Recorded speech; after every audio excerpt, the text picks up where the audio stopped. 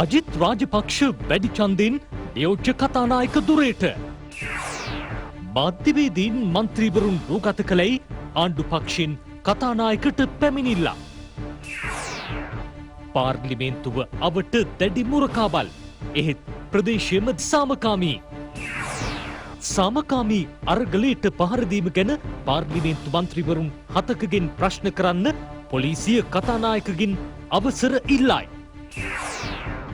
අරගලයට පහර දුන් බස්නාහිර පළාත් හිටපු මන්ත්‍රී අමල් අත්අඩංගුවට. දිරිත දිග මෝසම තවත් සක්‍රියයි. ප්‍රදේශ කිහිපයකටම තදබැසි. පින්ලන්තයත් ස්වීඩනයත් නිසා තුර්කියෙන් නේටෝවට චෝදනා.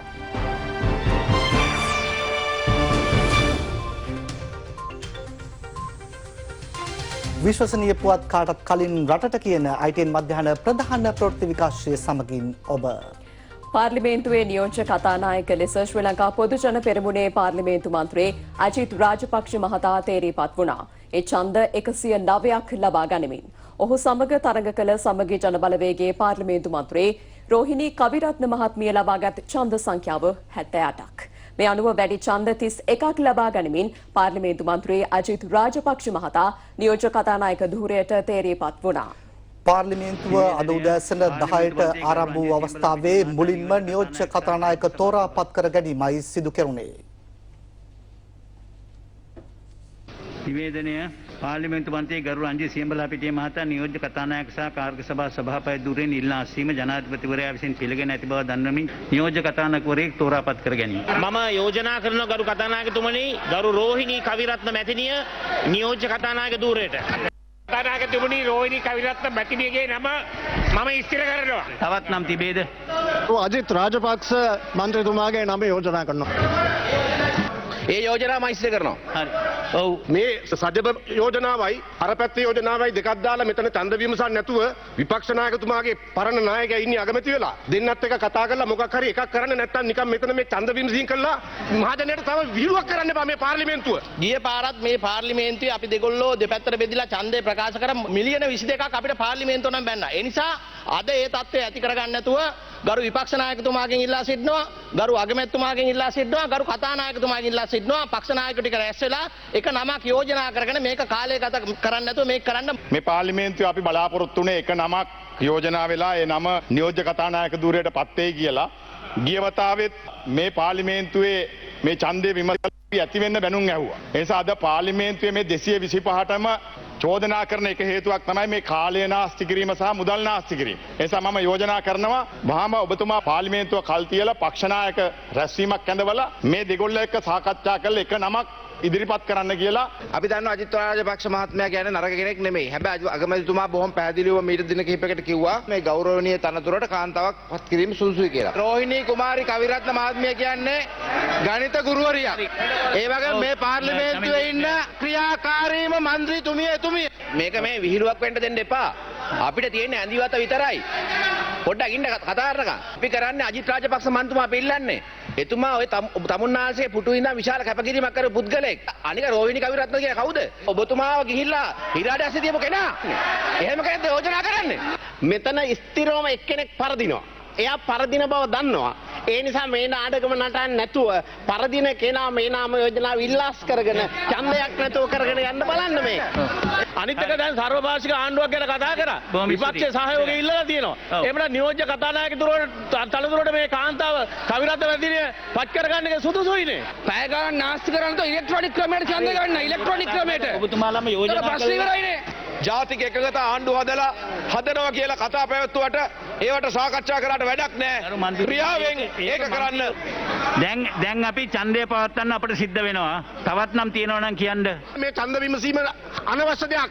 මේකට ඉඩ දෙන්න එපා. අපේ විරෝධය නොතකා මේ ඡන්ද විමසීම කරනවා නම් ජාතික නිදහස් පෙරමුණට අයත් മന്ത്രിවරු සියලු දෙනාම ඒ වගේම අපේ සමග ඉන්න පක්ෂ 10 අයත් മന്ത്രിවරු ඡන්දය කටුගාලා දානවා මිසක් මේ ඡන්දේ පවත්වාගෙන යන්න අපි උදව් කරන්නේ නැහැ. ඡන්දයක් නොතියා සාකච්ඡා කරලා කෙනෙක් තෝරා ගන්න ඡන්දයක් තිබෙනවා නම් අපේ කණ්ඩායම ශ්‍රී ලංකා නිදහස් පක්ෂයේ മന്ത്രിවරු අපි ඡන්ද පත්‍රිකාව කටු ගන්නවා.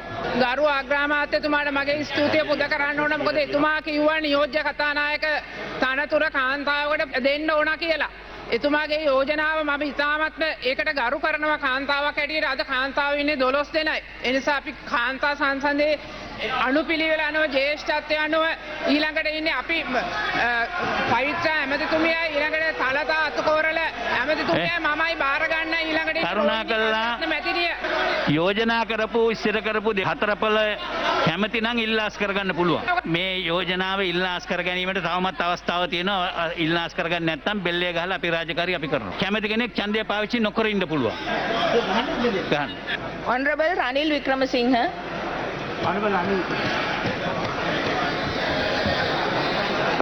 Honorable Dinesh Gunawardena. Honorable Dinesh Gunawardena. Ajith Rajapaksa මන්ත්‍රීතුමා ඡන්ද 109යි. රෝහිණී කුමාරි විජේරත්න මන්ත්‍රීතුමිය ඡන්ද 78යි. අවලංගු ඡන්ද ප්‍රමාණය 23යි. ඡන්ද ප්‍රතිඵලය අනුව ඊට අනුකූලව පාර්ලිමේන්තු මන්ත්‍රී ගරු අජිත් රාජපක්ෂ මහතා යථාපරිදි නියෝජ්‍ය කතානායකවරයා වශයෙන් ඡන්දයෙන් තෝරාපත් කරන ලැබීම මෙම ගරු සභාවට දන්වන කැමැත්තෙමි. මම නියෝජ්‍ය කතානායකතුමාට අජිත් රාජපක්ෂ මහත්මයාට මගේ සුබ පැතුම් මේ අවස්ථාවේ යොමු කරනවා. පාර්ලිමේන්තුව ආරම්භයේදීම පසුගියදා ඇති වූ ගැටුම්වලදී ඝාතනයට ලක් වූ පොළොන්නරුව දිස්ත්‍රික් පාර්ලිමේන්තු මන්ත්‍රී අමරකීර්ති අතුකෝරාල මහතාගේ අභාවය වෙනුවෙන් විනාඩියක නිශ්ශබ්දතාවයක්ද පළ වුණා. තවද සිදු වූ මෙම අවාසනාවන්ත සිද්ධීන් සහ ඛේදවාචකයන් නිසා ජීවිත අහිමි වූ සියලු දෙනාටත් මාගේ ශෝකය පළ කරන අතරම විවිධාකාරයෙන් පීඩාවට පත් වූ සෑම දෙනාටත් රෝහල්වල ප්‍රතිකාර ලබන සැමටත් ඉක්මන් සුවය ප්‍රාර්ථනා කරන අතර මෙවැනි හිංසාකාරී නොසන්සුන් සිද්ධීන්ගෙන් මිදී සාමකාමීව කටයුතු කරන මෙන් රටට ආදරය කරන සියලුම පුරවැසියන්ගේ ආයාචනා කිරීමට මෙම අවස්ථාවක් කරගන්නා බවද දන්වා සිටිමි. ගරු මන්ත්‍රීවරුනි, පසුගිය දිනවල ඇති වූ අවාසනාවන්ත සිද්ධීන් හේතුවෙන් මේ වන විට දිවයින තුල උද්ගතව ඇති වී තිබෙන තත්ත්වයේ යටතේ සියලුම මන්ත්‍රීවරුන්ගේ ආරක්ෂාව මෙන්ම දේපල ආරක්ෂාව තහවුරු කිරීම සම්බන්ධයෙන් විශේෂ ආරක්ෂක වැඩපිළිවෙලක් කඩිනමින් යෙදීමට අවශ්‍ය කටයුතු කරන ලෙස පක්ෂ නායකයින්ගේ රැස්වීමේදී ඊට සහභාගී වූ පක්ෂ නායකයන් විසින් මගෙන් ඉල්ලා සිටින ලදී. ඊට අනුකූලව සියලුම පාර්ලිමේන්තු මන්ත්‍රීවරයන් දැන් ලබා දී ඇති ආරක්ෂාව වැඩි කිරීම මෙන්ම මන්ත්‍රීවරයන්ගේ පදිංචි ස්ථාන වෙත ලබා දී ඇති ආරක්ෂාව වැඩි කිරීම මෙන්ම පාර්ලිමේන්තුවට පැමිණීමේදී සහ නිවස් පළ ආපසු පිටත් යාමේදී අතිරේක ආරක්ෂාවක් සැපයීම මගින් සපයා තිබෙන ආරක්ෂාව ශක්තිමත් කිරීමටත් අවශ්‍ය කඩිනම් පියවර ගන්නා ලෙස පොලිස්පතිවරයා වෙත අවශ්‍ය උපදෙස් ලබා දීමට නොපමා පියවර ගන්නා ලෙසත් ආරක්ෂක අමාත්‍යාංශයේ ලේකම්වරයාට සහ මහජන ආරක්ෂක අමාත්‍යාංශයේ ලේකම්වරයාට මා විසින් ලිඛිතව දන්වන ලද බවත් ඊට සම්බන්ධ මූලික දැනටමත් ගෙන ඇති බවත් මෙම ගරු සභාවට දන්වන කැමැත්තෙමි. පාර්ලිමේන්තු පරිශ්‍රය තුළට මන්ත්‍රීවරුන් සහ කාර්ය මණ්ඩලය නොවන කීප දෙනෙක් ඇවිල්ලා වීඩියෝ කරනවා ටෙලිෆෝන් අරගෙන. අපි දැන් කමිටු කාමරේ අපේ අනුපක්ෂ රැස්වීම තිබුණා, ඒ ස්ථානෙටත් පැමිණියා. ඒක නිසා මන්ත්‍රීවරුන්ගේ ආරක්ෂාව පිළිබඳ කවුද ඒ පිරිස කියලා වහාම හොයලා බලලා අනාවරණය කරන්න ඒගොල්ලෝව ඉවත් කරන්න කටයුතු කරන්න කියලා ඉල්ලනවා. සමහරු බයෙන් ඉන්නවා එන්න කතානායකතුමනි මේ ප්‍රශ්නේ නිසා. අපි දන්නවා අපි මේ මන්ත්‍රීවරු සියලුම දෙනා සහභාගී වෙන්නේ විශාල ප්‍රශ්න එක්ක. අපි දන්නවා ජනමාධ්‍යවේදීන්ට මේ පාර්ලිමේන්තුව ඇතුලේ කතා කරන දේවල් සම්බන්ධයෙන් එළියට ගිහිල්ලා වාර්තා කිරීමේ හැකියාව තියෙනවා. නමුත් අපි දැක්කා අද ආණ්ඩුපක්ෂ රැස්වීම ඉවරලා අපි එළියට එද්දී යම් පුද්ගලයෙක් අපි දන්නවා සමස්ත සාමාන්‍ය ක්‍රමයේ සාමාන්‍ය වීඩියෝ පටයකින් වීඩියෝ කරන කමක් නැහැ. නමුත් දෙන්නෙක් පුඩා ටෙලිෆෝන් එකක් අරගෙන අපුව වීඩියෝ කරනවා. ඉතින් මම කතානායකතුමාගෙන් දැනගන්න කැමති පාර්ලිමේන්තුවේ සෑම තැනක්ම ඔය කියන අයට නිරුපද්‍රිතව අවශ්‍ය පරිදි ඔය විදිහට වීඩියෝ කරන්න පුළුවන්ද කියන ප්‍රශ්නේ ගැටලුවක් තියෙනවා. මේ සම්බන්ධයෙන් හොයා බලන්න. මොකද හේතුව අද අපි මේතනට ඇවිල්ලා තියෙන්නේ ප්‍රජාතන්ත්‍රවාදී ඉස්ස කරන්න අවශ්‍ය නිසා අපි ඇවිල්ලා තියෙන ජීවිත අපි ඒක හොයලා බලන්න මන්ත්‍රීතුමා. මේ අතර පාර්ලිමේන්තු වාර්තාකරණය සඳහා පැමිණි මාධ්‍යවේදීන් දෙදෙනෙකුට ආණ්ඩුපක්ෂ කණ්ඩායම් රැස්වීමෙන් පසු මන්ත්‍රීවරුන් පිරිසක් පහර දීමට උත්සාහ කර තිබෙනවා. ඒ අදාළ මාධ්‍යවේදීන් වාර්තා කිරීම සඳහා වීඩියෝ දර්ශන ලබා ගනිමින් සිටි අවස්ථාවකයි. පාර්ලිමේන්තුව රැසූ අද දිනේදී පාර්ලිමේන්තුව අවට දැඩි ආරක්ෂාවක් යොදවා තිබෙනු අයුරු දක්නට ලැබුණා. එහෙත් පාර්ලිමේන්තුව අවට ඉතා සාමකාමී ස්වරූපයකුයි පැවතියේ.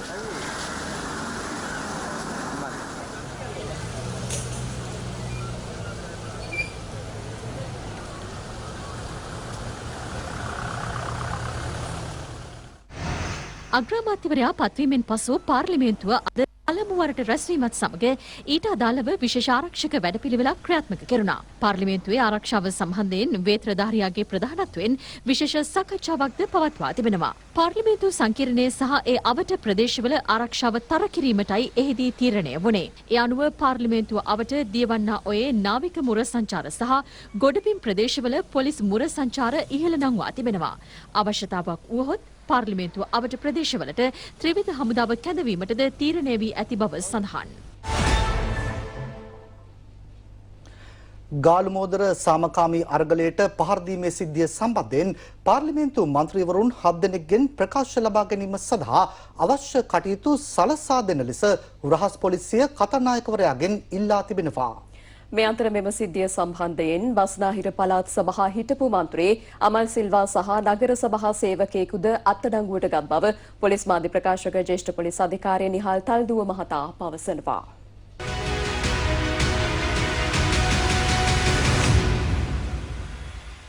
මේ වන විට ඒ සම්බන්ධව පැමිණිලි පොලිස් ස්ථානවලට ලැබිලා තියෙනවා. පැමිණිලි 791ක් පමණ ඊයේ දින වෙන විට. වැඩිපුරම පැමිණිලි ලැබිලා තියෙන්නේ පැමිණිලි 444ක් බස්නාහිර පළාතෙන්. පාර්ලිමේන්තු මන්ත්‍රීවරු 7 දෙනෙකු සඳහා අද දින අපරාධ පරීක්ෂණ දෙපාර්තමේන්තුව විසින් ගරු කතානායකතුමාට ලිපියක් යොමු කරනු ලැබුවා. එම ගරු මන්ත්‍රීවරුන් අද දින පාර්ලිමේන්තුවට පැමිණියහොත් අපරාධ පරීක්ෂණ දෙපාර්තමේන්තුවට පැමිණ ප්‍රකාශ ලබා දෙන්න කියන ඉල්ලීම ගරු කතානායකතුමාගෙන් අපරාධ පරීක්ෂණ දෙපාර්තමේන්තුව විසින් සිදු කර තිබුණා. ඒ වගේම අනිකුත් අදාළගේ ප්‍රකාශ සටහන් කර ගැනීමට අපරාධ පරීක්ෂණ දෙපාර්තමේන්තුව විසින් නොකඩවාම සිදු කරනු ලබනවා. ඊයේ දිනේදීත් හිටපු පළාත් සභා මන්ත්‍රීවරයෙකු ඇතුළු තවත් දෙහිවල ගල්කිස්ස නගර සභාවේ සේවකයෙකු මෙම ගාලමෝදර පහර දීමේ සිදුවීම සම්බන්ධව අත්අඩංගුවට ගන්න ලැබුවා. ඔවුන් අද දින ගරු අධිකරණයට ඉදිරිපත් කිරීමට නියමිතව තිබෙනවා.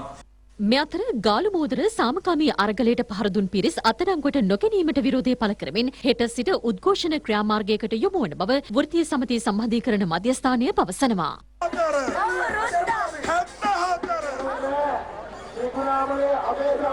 ගාලුමෝදර සහ ජනාධිපති ලේකම් කාර්යාලය ඉදිරිපිට විරෝධතාව අද පැවැත්වෙන්නේ 38 වන දිනටයි. පසුගිය දින කිහිපයේදීම වෙසක් පොහොය වෙනුවෙන් සැරසිලි දන්සැල් මෙන්ම තොරණද එහි ප්‍රදර්ශනය කෙරුණා. ඊයේ රාත්‍රියේදී ජනාධිපති ලේකම් කාර්යාලය ඉදිරිපිට ධර්මදේශනයක් පැවැත්වුණා.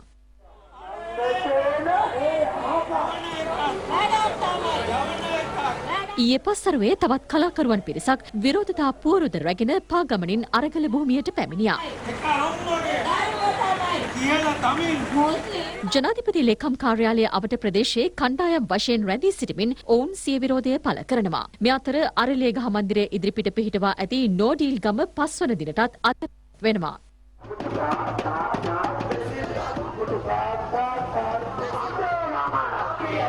ඊයේ රාත්‍රියේ මෙන්ම අද පෙරවරුවේද එම ස්ථානයට රැස් වූ පිරිස් එහි රැඳී සිටමින් විරෝධය පළ කළා.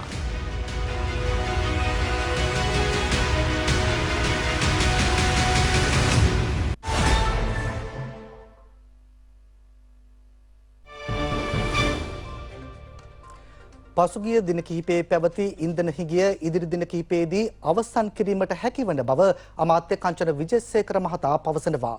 හෙට සිට දෛනිකව ගෑස් සිලින්ඩර් 80000ක් දිවෙන පුරා බෙදා හැරීමට නියමිත බවයි ලිට්‍රෝ සමාගම පවසන්නේ.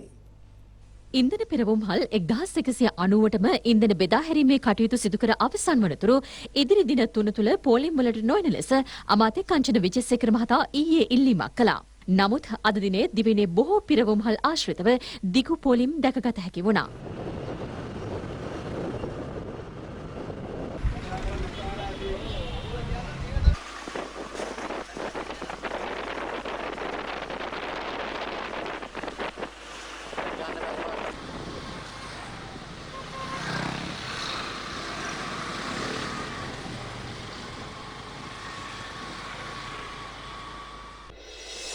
මංචේ අපි හදන්නේ බිස්කට් විතරක් නෙමේ.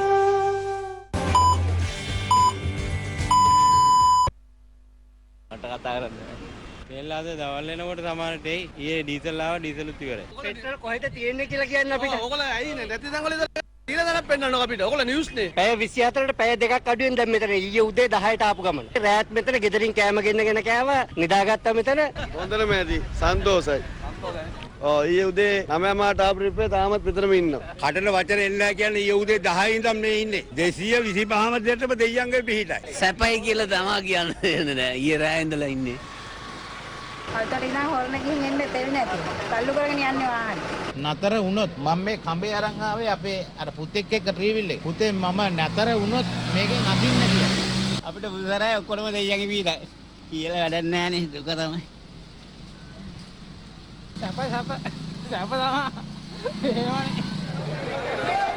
සති දෙකක කාලයකට පමණ පසු තමුත්තේගම ඉන්ධන පෙරවුම් හලවෙත අද උදැසන ඩීසල් ලැබීමත් සමග උණුසුම් තත්ත්වයක් ඇති වුණා. කෙසේ වෙතත් පොලිස් නිලධාරීන්ගේ සහ ප්‍රාදේශීය ලේකම්වරියගේ මැදිහත් වීමෙන් තත්ත්වය සමතයකට පත් වුණා.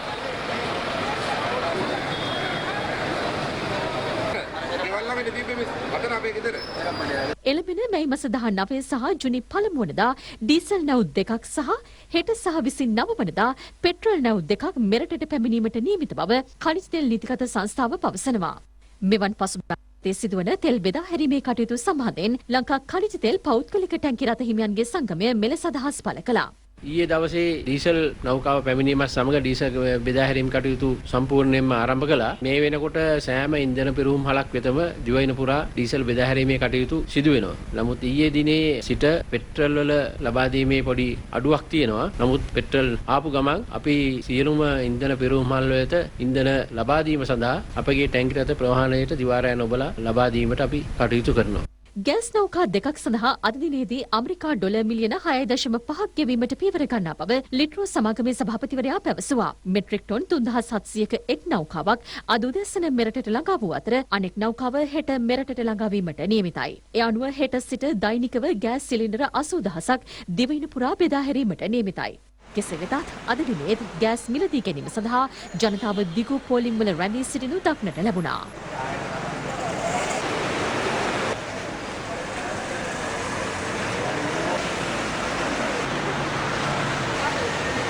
කියන්නේ අපි හැමදාම මහපාර තමයි කියන්නේ. හැමදාම වෙන හැමදාම ඕගොල්ලෝ දන්නවා. ඕගොල්ලොත් මාධ්‍ය පෙන්නනවා. අපි හැමදාම පාරේ. පෝ කියලා වැඩක් නැහැ. කතා කරලා වැඩක් නැහැ. දැන් ගෑයි ගෑණි දිලා හුටු ගෑණි ගත්තා වගේ. සාමාන්‍ය පෙළ විභාගයට අදාළ උපකාරක පන්ති සම්මන්ත්‍රණ දේශන සහ වැඩමුළු පැවැත්වීම අද මධ්‍යම රාත්‍රී 12 සිට විභාගයේ අවසන් වන තහනම් වනවා.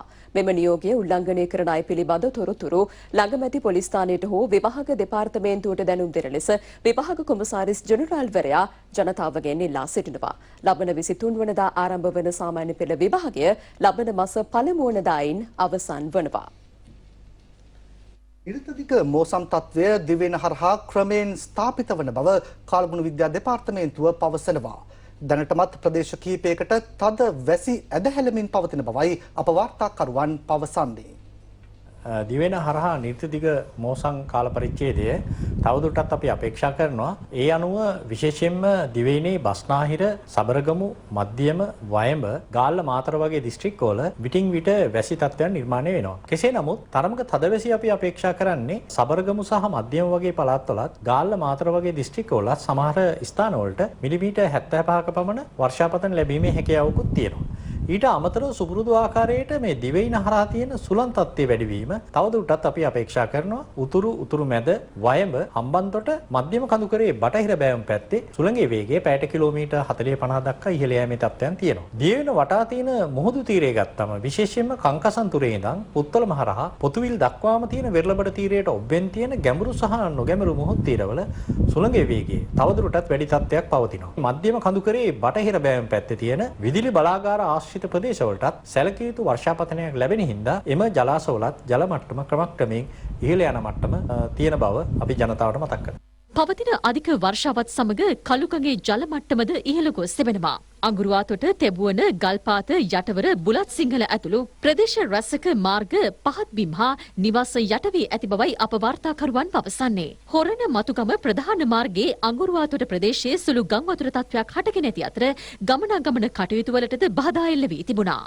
ගින්ගඟ, කළුගඟ සහ නිල්ලලාගඟ කියන ගංගා ද්‍රෝණිය වල ගම් වතුර නිම්නයේ පදිංචි මහ ජනතාව තවදුරටත් සැලකිල්ලෙන් පසුවීම වැදගත් වෙන මේ ගංගාවල ගම් වතුර තත්ත්වය පැවතුණු සුළු ගම් වතුර තත්ත්වයන් අවම වීමින් පැවතුණත් ගංගාවල ජල මට්ටම ඉහළ අගයක පවතින්නේ. ඒ වගේම ගංගා ද්‍රෝණි සැලකිය යුතු ලෙස තෙත් තත්ත්වයක පවතින්නේ. ඉදිරියේදී ඇතිවිය හැකි වැසි තත්ත්වයක් මත මේ ගංගා ද්‍රෝණි නැවත ගම් වතුර තත්ත්වයකට පත්වීමේ අවදානමකුත් පවතින නිසා අවධානයෙන් පසුවීම. ප්‍රතිපත්ති හා ආමිස පූජාවන්ට මුල් තැන දෙමින් ලෝපුරා සැදැහැවතුන් සම්බුදු තෙමගුල සැමරුවා. පවතින ආර්ථික අර්බුද හමුවේ වුවද බොහෝ දෙනෙක් ආමිස පූජාවන්ට මුල් තැන දෙමින් වෙසක් සැමරූ අයුරු දක්නට ලැබුණා. මෙසේ නිදහසේ සම්බුදු තෙමගුල සැමරීමට ශ්‍රී ලාංකික සැදැහැවතුන්ට අවස්ථාව සැලසුනේ වසර 3කට පසුයි. මේ නිසාම දුෂ්කරතා මැද්දේ වුවත් දන්සැල් සංවිධානය කිරීමට සහ වෙසක් තොරණ ප්‍රදර්ශනය කිරීමට ජනතාව කටයුතු කරන අයුරු දැකගත හැකි වුණා. තලවතුගොඩ සංගීත් සිගේරා ඇතුළු තරුණ කැල සංවිධානය කළ සීනිසම්බල බනිස් දන්සැලක් ඊයේ පස්වරුවේ පැවැත්වුණා. ප්‍රදේශවාසීන් රසක් මීට එක්ව සිටි අතර මීට සමගාමීව තේපෙන සංග්‍රහයක්ද ලබා දුන්නා. අග්‍රාමාත්‍ය රනිල් වික්‍රමසිංහ මහතා සහභාගී වූ බද්දන්සැලක්ද සමාජ මාධ්‍ය ඔස්සේ ප්‍රචාරය වුණා. කැලණිය රතුපල්ලිය අසල ෆ්‍රයිඩ් රයිස් දන්සැලක් පැවැත්වුණා. කැලණිය AKN කන්ස්ට්‍රක්ෂන් සමූහ ව්‍යාපාරය සහ පරිත්‍යාගශීලීන් එක්වයි එය සංවිධානය කර තිබුණේ. එම දන්සැල දවස පුරා පැවැත්වුණා. බෝපාගොඩ ප්‍රදේශවාසීන් සංවිධානය කළ බද්දන්සැලක් ඊයේ සහ අද බෝපාගොඩ මන්සන්දියේදී පැවැත්වුණා. ප්‍රදේශවාසීන් ඇතුළු විශාල පිරිසක් ඊට එක්ව සිටියා. දුමිත් නිශාන්ත ප්‍රමුඛ හිරිපිටිය කරඳගහවත්ත තරුණ පිරිස පැවැත් වූ වෙසක් කූඩු ප්‍රදර්ශනය මේ දිනවල පැවැත්වෙනවා. පරිවාර කූඩු 140කින් යුක්තව නිර්මාණය කර ඇති වෙසක් කූඩුව මිනිරන් යොදා ගැනීමෙන් සකස් කර තිබීම විශේෂත්වයක්. පොල්ගස් ඕවිට ශ්‍රී සුදර්ශනාරාම පුරාණ විහාරස්ථානයේ ඉදිකර ඇති වෙසක් තොරණ ලබන 21 වනදා තෙක් ප්‍රදර්ශනය කරනවා. විදුලි බුළු 25000කින් සමන්විතවයි තොරණ ඉදිකර ඇත්තේ. මෙවර වෙසක් උත්සවය නිමිත්තෙන් පානුදුර කවිරාජ මාවතේ බෝසත් දරුවෝ ළමා සමාජය ඉදිරිපත් කරන භක්ති ගීත සංදර්ශනය එම ස්ථානයේදී පැවැත්වුණා.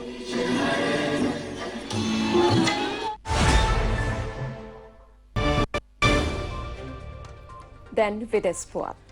ෆින්ලන්තය හා ස්වීඩනය නේටෝ සංවිධානයේ සමාජිකත්වය ලබා ගැනීම සඳහා සිදු කළ ඉල්ලීම අවහිර කිරීමට කටයුතු කරන බවට තුර්කිය අනුතුරු අඟවනවා. මේ අතරෙම රාජ්‍යන් දෙක නේටෝ සංවිධානයේ සමාජිකත්වය ලබා ගැනීම තම රටේ ආරක්ෂාවට කිසිදු බලපෑමක් ඇති නොකරන බවයි රුසියා ජනාධිපති ව්ලාඩිමීර් පූටින් සඳහන් කරන්නේ. යුක්‍රේනයට සහාය පළ කිරීමක් ලෙසයි පින්ලන්තය හා ස්වීඩනය නේටෝ සංවිධානයේ සමාජිකත්වය ලබා ගන්නා බව ඊයේ නිවේදනය කළේ. එයට ප්‍රතිචාරයක් ලෙසයි තුර්කි ජනාධිපතිවරයා මේ බව සඳහන් කර ඇත්තේ. නේටෝ සමාජිකත්වය ලබා ගැනීම සම්බන්ධයෙන් සාකච්ඡා කිරීමට පින්ලන්ත හා ස්වීඩන නිලධාරීන් තුර්කියට පැමිණීම අවශ්‍ය නොවන බවද ජනාධිපතිවරයා පවසනවා. රුසියා යුක්‍රේන යුද ගැටුම් නවතාලීම සඳහා පැවැත්වෙන සාම සාකච්ඡාවන්හි මැදිහත්කරුවෙකු ලෙසද තුර්කිය තම දායකත්වය සපයනවා.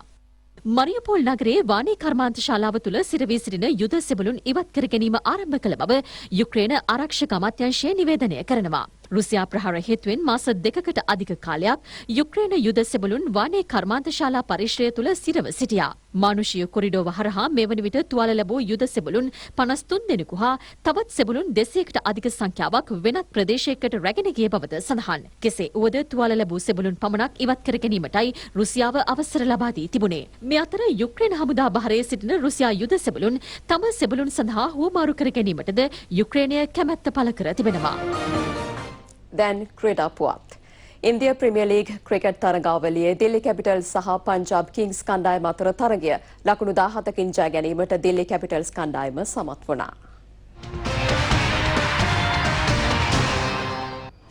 තරගයේ ප්‍රථමයෙන් පන්දුවට පහර දුන් දිල්ලි කැපිටල්ස් කණ්ඩායම පන්දුවර 20 අවසානයේදී කඩලු 7ක් දැවී ලකුණු 159ක් රැස් කළා. ඉනිමේ වැඩිම ලකුණු ලාභියා වූ මිචෙල් මාෂ් පන්දු 48කදී ලකුණු 63ක් රැස් කළේ 6 පහර 3ක් සහ 4 පහර 4ක්ද සමගින්. පිළිතුරු ඉනිම ක්‍රීඩා කළ පංජාබ් කණ්ඩායම සිය පන්දුවර 20 අවසානයේදී කඩලු 9ක් දැවී ලබාගත්තේ ලකුණු 142ක් පමණයි. ජොනි බියාස්ටෝ ලකුණු 28ක් රැස් කළ අතර පංජාබ් ඉනිමේ වැඩිම ලකුණු ලාභියා වූ ජිතේෂ් ශර්මා ලකුණු 44ක් රැස් කළා. පන්දු යැවීමේදී ශහදුල් තාකූර් කඩලු 4ක් රැස් කළේ ලකුණු 36ක් ලබා දෙමින් තරගයේ වීරයා සම්මානය දිනාගත්තේ ශහදුල් තාකූර්. ඒ සමගින් මධ්‍යහන ප්‍රධාන ප්‍රවෘත්ති විකාශය නිමාවට පත්වෙනවා. පසුර 1:55 සිට අපගේ පැන් පැය ප්‍රවෘත්ති විකාශය බලාපොරොත්තු වන්න ඔබට සුබ දවසක්.